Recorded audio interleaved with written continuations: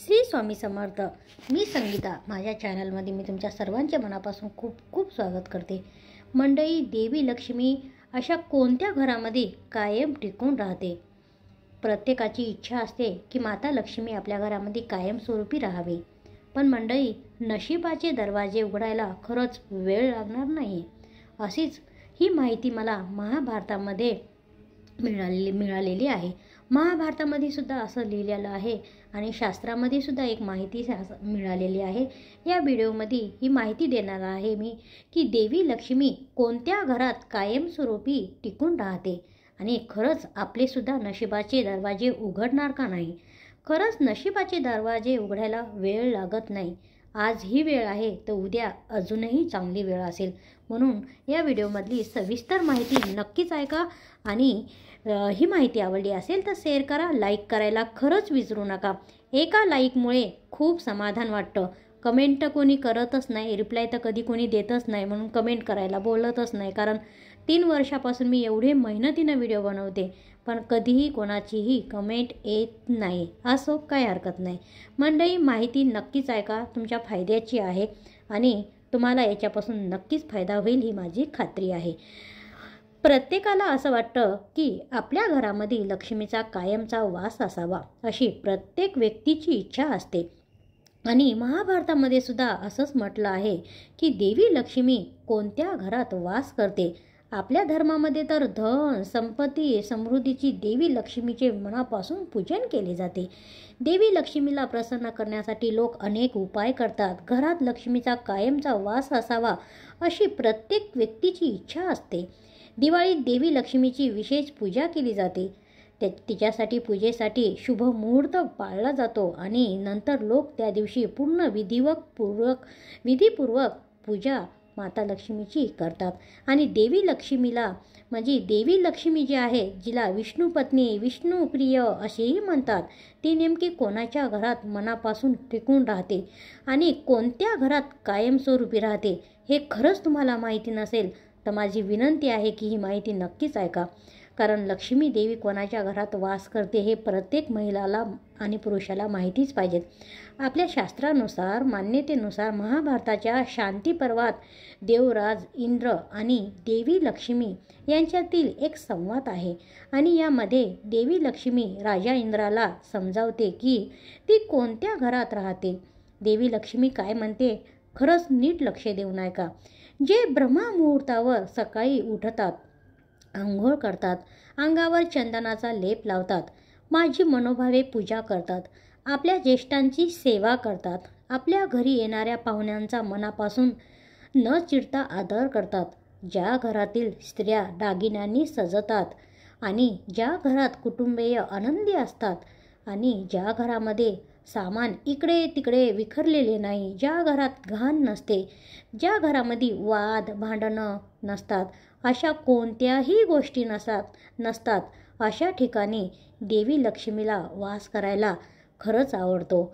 मग देवी लक्ष्मीला वास करायला अशा ठिकाणी आवडतं, यापैकी आपल्या घरामध्ये असं काही आहे का?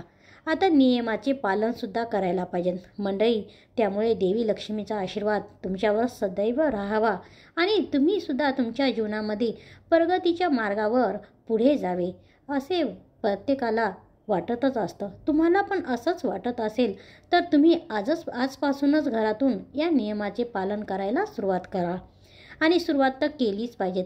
कोणत्याही चांगल्या कामाची जर मंडळी आपल्याला सुरुवात करायची असेल तर चांगल्या कामाची सुरुवात करायसाठी मुहूर्ताची खरंच गरज लागत नाही। नवीन चांगल्या गोष्टीची सुरुवात नेहमीच चांगली आणि फायदेशीर मानली जाते। आता मंडळी, देवी लक्ष्मीचे 8 रूप आहेत। 8 रूपापैकी कोणत्या देवीची पूजा केल्याने आपल्याला काय फळ मिळतं? आता 8 रूपे म्हणजे 8 रूपे तुम्हाला पण माहिती आहे। आपल्या धर्मामध्ये देवीची लक्ष्मीची पूजा करतात आणि देवी लक्ष्मीची 8 रूपं आहेत आणि अत्यंत शुभ मानले जातं।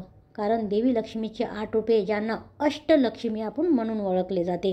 मातेच्या 8 रूपांची पूजा केल्याने भक्तांची सर्व दुःख दरिद्री दूर होतात असे सांगितले जाते की ज्यामुळे जीवनात आनंदही येतो। धार्मिक श्रद्धेनुसार देवी लक्ष्मीची 8 रुपये जे आहेत ते अतिशय अद्वितीय आणि मोहक असतात. त्यांचे केवळ ध्यान केल्याने सुद्धा भक्तांचे सर्व त्रास 100% दूर होतात. आता अष्टलक्ष्मी झाली. दुसरी लक्ष्मी अदिल लक्ष्मी. देवीच्या या रूपाच्या उपासनेने मोक्ष प्राप्त होतो. आईला मूललक्ष्मी, महालक्ष्मी या नावानेही ओळखले जाते. देवी भागवत पुराणानुसार आईने विश्वाची निर्मिती केली. यासोबतच त्रिमूर्ती आणि महाकाली लक्ष्मी आणि महासरस्वती त्यांच्याकडून प्रकट झाल्या आणि देवीची आराधना केल्याने जीवनात 100% समृद्धी येत असते. मंडळी, 3 नंबरला नाव आहे विद्यालक्ष्मी. माता विद्यालक्ष्मीच्या उपासनेने शिक्षणाच्या सर्व क्षेत्रामध्ये 100% यश मिळते. देवी शिक्षा, ज्ञान आणि बुद्धीचे प्रतीक मानले जाते. त्याची उपासना केल्याने बुद्धी आणि ज्ञान 100% प्राप्त होते. आता पुढची लक्ष्मीचं नाव आहे माता लक्ष्मीचं धान्यलक्ष्मी. लक्ष्मीच्या या रूपाची पूजा केल्याने भक्तांना आयुष्यभर अन्नधान्याची, पैशाची कधीच कमतरता भासत नाही.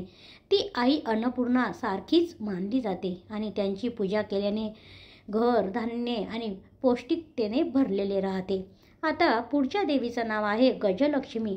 माता गजलक्ष्मीची पूजा केल्याने साधकाला शेतीमध्ये लाभ होतो. आईचे हे रूप जमिनीची सुपीकता टिकून ठेवते आणि देवी कमळावर विराजमान आहे आणि तिला 4 हात आहेत, ज्यामध्ये तिने कमळाचे फूल, अमृत भांडे आणि वेल, शंख असा धारण केला आहे.